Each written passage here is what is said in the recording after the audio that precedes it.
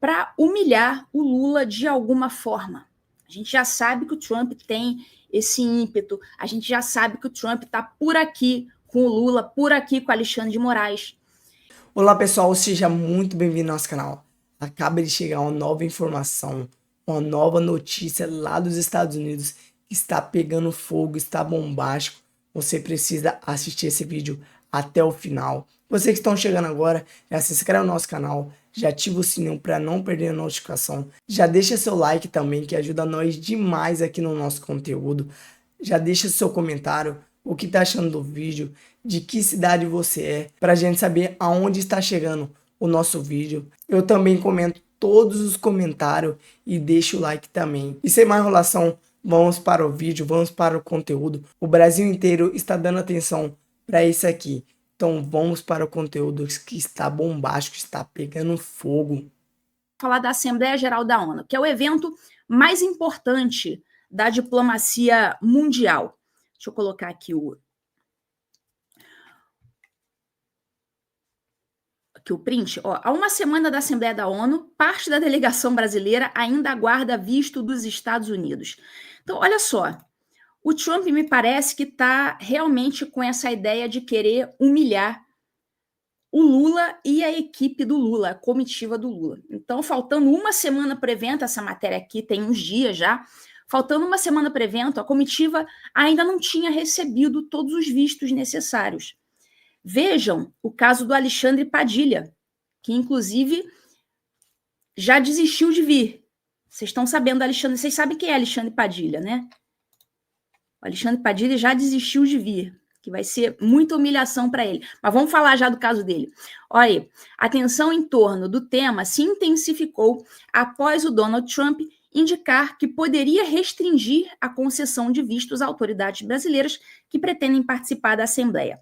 Ao ser questionado sobre a possibilidade de barrar delegações estrangeiras, incluindo a do Brasil, o republicano afirmou que está conversando com integrantes do seu governo e declarou que as coisas no Brasil estão indo muito mal. Então, está mais do que claro que essas restrições de visto, ele está aplicando isso como uma medida retaliatória contra o Brasil em resposta a essa ditadura que está acontecendo no Brasil, essa dobradinha STF-Lula. Aí agora olha isso aqui. Saiu na Folha.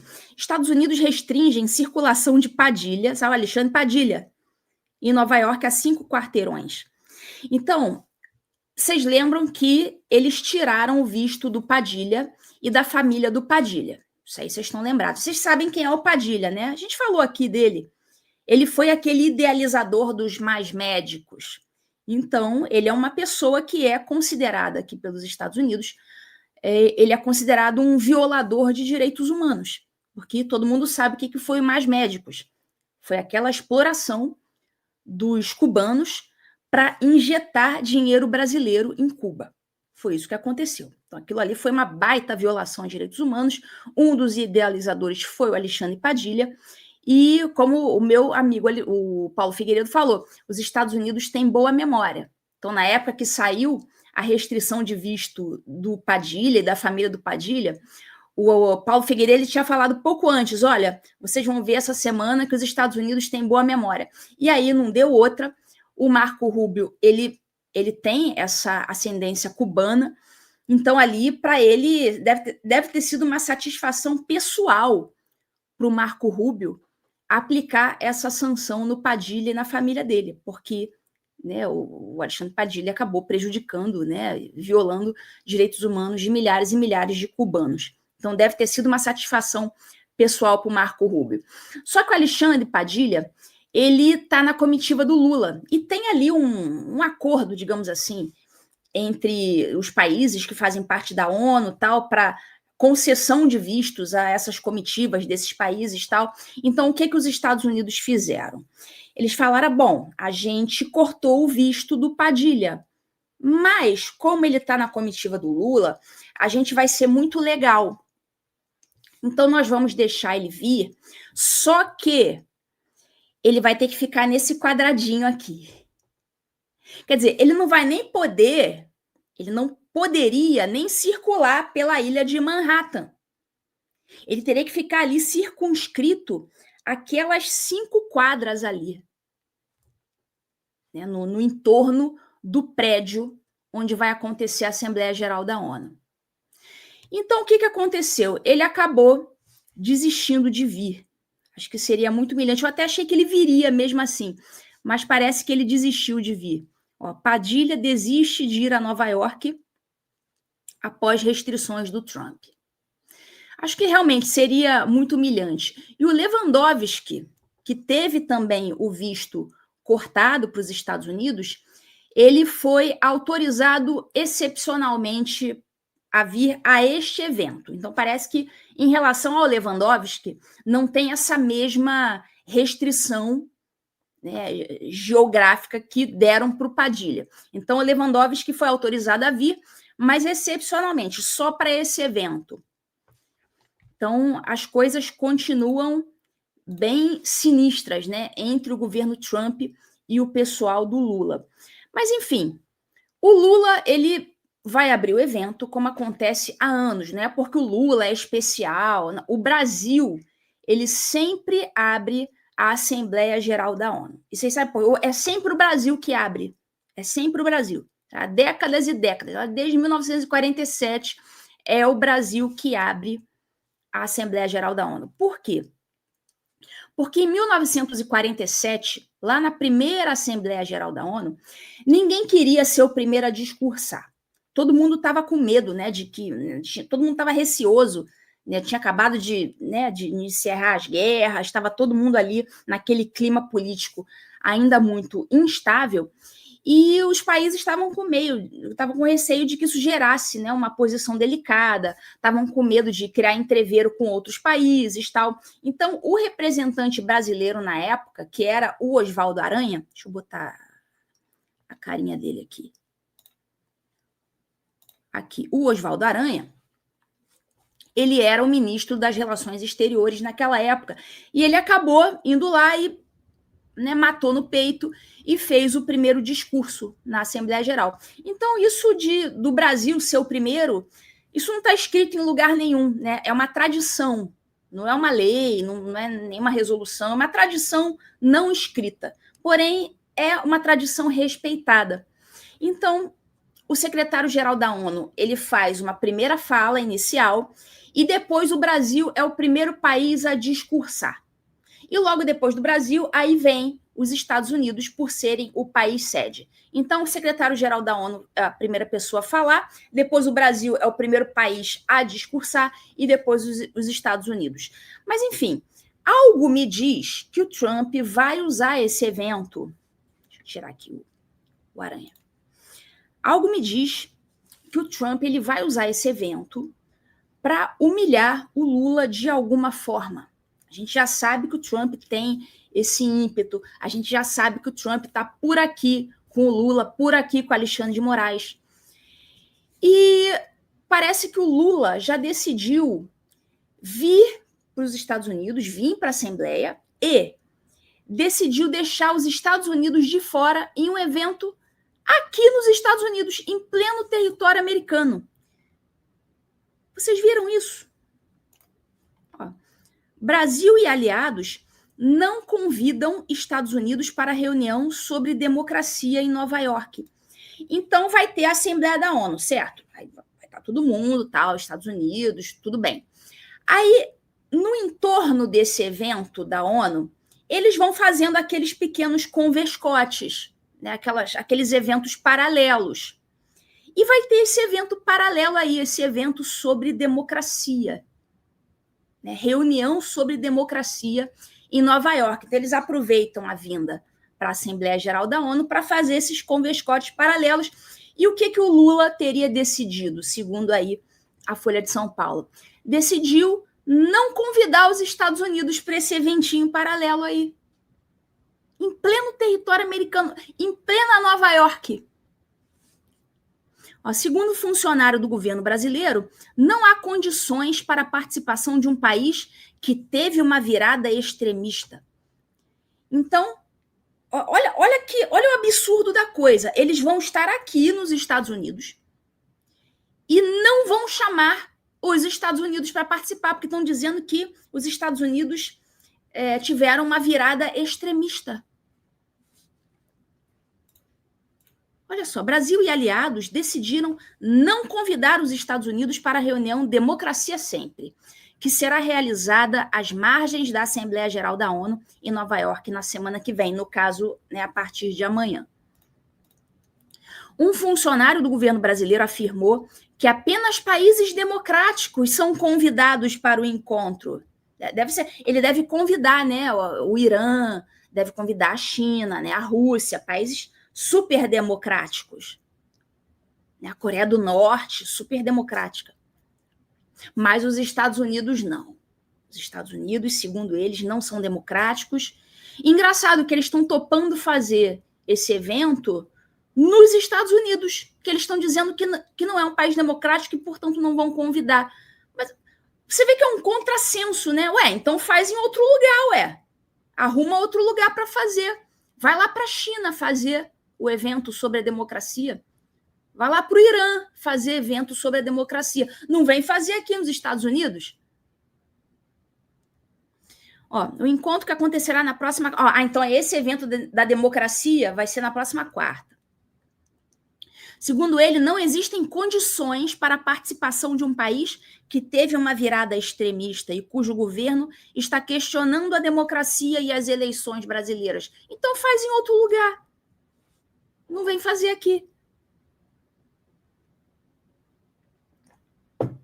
Eu ainda estou meio um pouco gripada, mas que eu estou com a cara menos de doentinha do que eu estava semana passada. Semana passada eu estava bem caidinha, né? Essa semana eu melhorei um pouco, mas ainda estou sentindo os efeitos.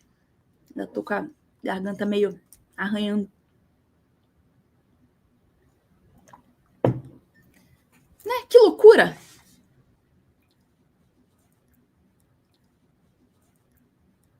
E a gente sabe que o Trump, ele é um cara, assim, vingativo. Ele é um cara que costuma levar as coisas para o lado pessoal. Então, assim, não é irrazoável você pensar que virão retaliações durante o evento, durante a Assembleia Geral da ONU. Eu não tenho nenhuma informação de bastidor, não. Isso aqui é uma opinião minha. É o que eu acho que vai acontecer. Talvez alguma carta entregue em mãos do Trump para o Lula para constranger, ou quem sabe até alguma menção desonrosa ao Brasil no discurso feito pelos Estados Unidos. Enfim, tudo pode acontecer agora, a partir de amanhã, na Assembleia Geral da ONU. Tudo pode acontecer. E eu acho que vai ter babado. Eu acho que vai ter torta de climão. Essa é a minha aposta. É só uma aposta, é só uma opinião, não tem informação de bastidor, tá? É só uma aposta. E o Marco Rubio, ele viajou para Israel para tentar negociar, o fim da guerra com Hamas e tudo mais. E lá, ele deu uma entrevista para a Fox News, detonando o Alexandre de Moraes e o STF. Então, ele expôs, a farsa do julgamento do Bolsonaro, e ele deixou claro, ele falou com todas as letras, que vão vir, sim, mais punições essa semana agora, a partir de amanhã. Ele falou, or so, essa semana ou nos próximos dias que se seguirem. Então, vai ser por agora, vão vir mais. Vamos ver aqui o que ele falou. Is that the rule of law is breaking down. You have these activist judge, one in particular, that not only has gone after Bolsonaro, by the way, he has tried to carry out extraterritorial claims against even American citizens or against someone posting online from within the United States, and has actually threatened to go even further in that regard. So there's going to be a U.S. response to that, and that's what we'll have some announcements in the next week or so about what additional steps we intend to take. But it's not, the trial is but one more chapter of a growing sort of judicial oppression campaign that has tried to reach American companies and even people operating out of the United States. Então, ele disse que haverá, ele foi categórico, haverá resposta dos Estados Unidos. e que vai ser next week or so. Vai ser nessa semana ou, né, ou por agora. Então, vão vir mais medidas adicionais, que ele disse. Medidas adicionais que vão ser anunciadas. Então, ele não falou, talvez. Não, ele falou, vão ser anunciadas. Então, ele disse, está tendo um tipo crescente de campanha de opressão judicial. Olha a expressão que ele usou. Opressão judicial. Opressão que tentou alcançar empresas americanas e até mesmo pessoas operando fora dos Estados Unidos. Ou seja, virá uma nova leva de sanções. A Mariana Sanches, que é colunista da UOL, disse que foi apurar e ela descobriu algumas coisas. Não sei quem é a fonte da Mariana Sanches, mas enfim, ela disse que foi apurar e descobriu algumas coisas. Olha, Estados Unidos já assinaram novas restrições de visto. Tarifaço deve escalar. Isso é informação da Mariana Sanches do UOL. Vamos ver o que ela está dizendo aqui. Vou aumentar. Os Estados Unidos já definiram uma nova rodada de sanções contra o Brasil após a condenação de Bolsonaro, afirmou a colunista Mariana Sanches no UOL News. Entre as medidas estão restrições de visto e novas sanções econômicas.